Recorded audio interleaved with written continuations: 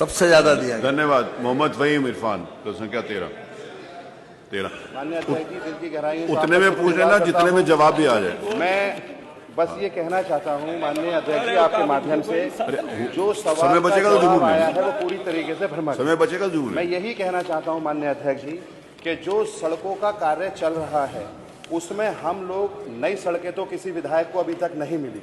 हम लोगों ने 5-5 करोड़ की सड़कों का प्रस्ताव लगातार हमारे लिए बताया गया, हमने नपवा दी, हमने तमाम तरीके की सड़कों का प्रस्ताव दिया, लेकिन एक भी सड़क हमारे विधायकों को, विपक्ष के विधायकों को नहीं मिली। और माननीय अध्यक्ष जी, मैं आपको बताना चाहता हूं माननीय अध्यक्ष जी, हमने भाई लगातार सबको जवाब देने की जरूरत नहीं। हमने लगातार प्रस्ताव दिए हैं माननीय यार, सबको जवाब कोई नई सड़क किसी विधायक को नहीं मिल पाई माननीय अध्यक्ष जी। नहीं। अब मैं आपसे कहना चाहता हूं, जिसमें खास तौर पर मेरी विधानसभा के जलालपुर से लेकर के और जो सड़क हमारी धर्मपुर कला जाती है उसके चौड़ीकरण का प्रस्ताव भी मैंने दिया था। अब एक सड़क का तो उत्तर नहीं। माननीय अध्यक्ष जी, बस एक बात और, हमारे यहाँ अटल आवासीय विद्यालय है जो बहुत बड़ी महत्वाकांक्षी योजना है, मुख्यमंत्री जी भी वहां गए थे। मैं माननीय मंत्री जी को बताना चाहूंगा, कई बार मैंने लिख के दिया, आपके माध्यम से भी दिया, मंत्री जी को भी दिया, प्रमुख सचिव को भी दिया, लेकिन कोई सड़क नहीं बन पाई। माननीय अध्यक्ष जी, जो सबसे बड़ा विषय है इस वक्त, जो सड़कें जो ये अपनी जो हमारी सड़कें बनाते हैं, क्योंकि नई सड़क जब नहीं बनी तो ये पुरानी सड़कों की मरम्मत का काम करते हैं।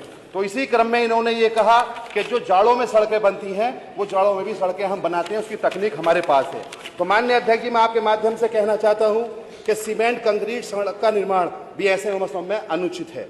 तो फिर जाड़े एवं बरसात के दौरान फिर देश में बड़े पैमाने पर जो मरम्मत सड़क निर्माण कार्य किस आधार पर कराए गए हैं? क्या ये तकनीक अज्ञानता है, प्रशासनिक लापरवाही है, या फिर ठेकेदारी गठजोड़ का परिणाम है?